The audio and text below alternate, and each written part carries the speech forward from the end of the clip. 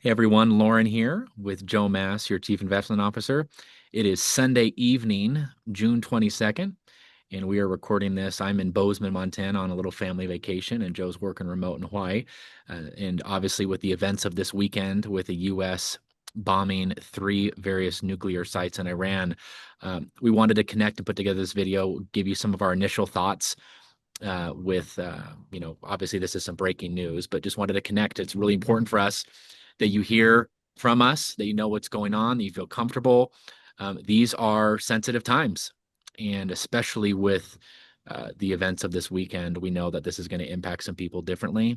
And, there's a lot of concern out there. And so it's important for us not just to do a good job with the portfolios and with the plan, but also to communicate and make ourselves available. So, Joe, I really appreciate you taking some time to. Well, you betcha. As you know, we've been taking a couple takes of these, trying to get them just right for you guys. So, we've been talking about these events always happen over the weekend for some reason. It's Lauren and I are usually, talking to each other at midnight going, okay, thought we were going to have a weekend off, but nope, we gotta do this. So we're happy and excited that, we get to serve you that way. So there will be some more written documentation coming out for you here. Just with compliance over the weekend, it's hard to get it all out. But we've done a lot of research. We're trying to stay up on what's going on. And a couple things that we just want to talk about, first of all, is that, we don't, we repeat this all the time, but just another iteration of it is that we don't take a political position or advocate for any government actions on this, right? Our role is not to interpret the world events through a political lens, but rather to evaluate the potential impact on, your money and the capital markets and the economy and the things that we manage. And so, again, some of you probably were happy about these events. Some of you are probably unhappy about the events. And, our job is to, really just pay attention to what we can do and what we can control. Second of all, our thoughts and prayers go out to that Iranian people. We think this was a pretty isolated attack to three nuclear facilities. I don't think there was a lot of high casualties. There's a lot of chatter that this was even maybe somewhat pre-announced. There might be some negotiations going on here. But anyway, we are, thinking about the Iranian people and praying for them. So, there's really kind of three scenarios, right, Lauren, that we're thinking about here. And this is all, this is Sunday, right? The futures are just opening. This is live breaking news. So we don't have all the answers, right? So we're telling you where we're at today. And as you know, we'll continue to communicate and we'll make any adjustments to the portfolios as necessary as we get new data. But right now, there seems to be kind of three scenarios that we're looking at. And so one is that Iran admits defeat, right? They say, oh, yep, okay, we're sorry. And that's it. Probably not going to happen. But if that did, the markets would love that. That'd be a very bullish scenario. The second scenario is that Iran escalates this. They retaliate with a measured, probably even a pre-announced attack, is what the consensus estimate is there, and being able to save face. And that is going to either be modest to severe, a moderate to severe bear market, depending on how that retaliation comes out. Um, and so that's probably the highest probabilistic event. And then the third one is that there's regime change, and again, the regime change could be very bullish for the market or bearish. We just don't know who the next regime would be. So it could be better, it could be worse. As Lauren always says about regime change, is that you don't know what you're going to get, and so it could be bullish, it could be bearish. We don't know. So, right now we do expect some type of retaliation. As we're looking at the futures markets, they're really not down much. I mean, a few basis points. So the S&P is down about 16 basis points. The Dow's down about 22. The Treasury bond futures are down a little bit. And that's probably an interesting thing. The bond market, there's two things that can happen. Is that if there's a flight to quality, so when there's a global event like this, a geopolitical event, like a war or an attack, if people get really worried about their money, they're gonna run to bonds, run to treasuries, and right. Remember, supply and demand. If people are putting a lot more demand on something, that price is going to go up. Therefore, with bonds, price goes up, yields go down. Okay. What the bond market has been doing lately, though, is the opposite of that because of the fear of inflation. So that's the other side of the coin.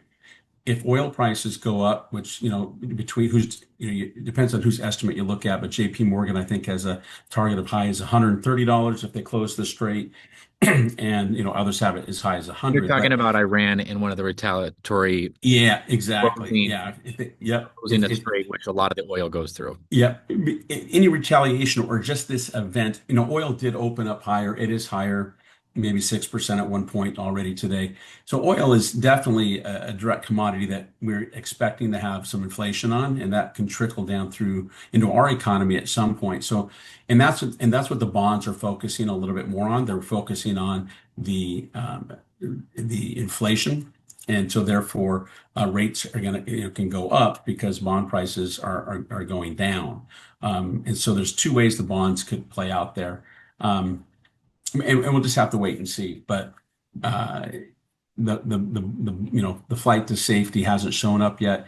Another reason that flight to safety isn't as impactful as in other prior geopolitical events, at least not as of yet, is that there's been a big rotation out of bonds back to equities, right? So this year, even though there's been a V-shaped recovery, we've had a rough, open or end to last quarter. Uh, there's been a big rotation back to equities, and so if there's not as many bonds there, there's not as that flight to quality doesn't take as a big effect, and so the inflation scenario plays out. So anyway, on the bonds, we're just watching that, but the inflation, there's more worry about the inflation, Lauren, because of the oil than there is right now a flight to quality, but that could change if this retaliation is more severe and people do see that. We're gonna see the bond markets probably get flooded with So new cash. I appreciate that, Joe. So right now, Sunday evening, we're expecting the markets on Monday, tomorrow, to open a little bit lower, but we haven't seen anything yet to indicate a massive sell-off. But the world will be watching Iran's response and kind of what some of the next moves are to kind of see what uh, how this shakes out in the short term. One of the things that I would just add, Yeah. Joe, is that events like this, we've talked about this year. I think we did 2 3 videos on tariffs, whether it's Liberation Day or just some of the different things.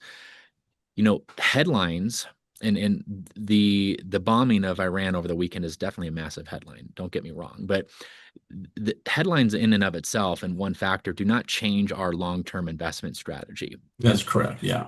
we will be looking at the portfolios, but I wouldn't anticipate us making wholesale changes across all the portfolios on Monday morning. This is a factor that we look at. But Hmm. with anything, it's just one of many things. And one other thing, Joe, that I would say too is it's it's in moments like this why our ABC philosophy, where we have our clients in cash, we have some of our clients' assets protected, and we have some of our clients' assets allocated for equities. It's moments like this where that allocation really comes in handy because we don't know when the next shoe is going to drop. We don't know when the next geopolitical thing is going to come around the corner. And that's one of the reasons why when we have instances of heightened volatility or, confusion in the markets, Hmm. we're not panicking because we have that balance. And Yeah. for those who are in retirement right now, the income that you need to fund your lifestyle is not at risk in the market, right? And so that's why we have the ABC plans, and we're going to continue to do that, in a prudent manner because we didn't necessarily see this coming, right? And as the next days and weeks and months unfold, there's undoubtedly going to be more twists and turns. Yeah, absolutely. So yeah, I mean, in light of these developments, guys, investors, you guys should remain focused on long-term objectives while preparing for a little bit of short-term volatility. You're already there because of ABC. This is not the moment to react emotionally or abandon a carefully constructed portfolio or throw your plan out the window. In fact, it's the time to reaffirm the plan, the core principles, the critical facts, the diversification, the discipline, the risk awareness. So and again, a lot of you have been with us long enough that you start needing to believe us because you sound like a broken record, right? But over the tariffs, we kind of said the same thing, and that V-shaped recovery happened very fast. So there's nothing that we're planning on doing tomorrow morning because of this.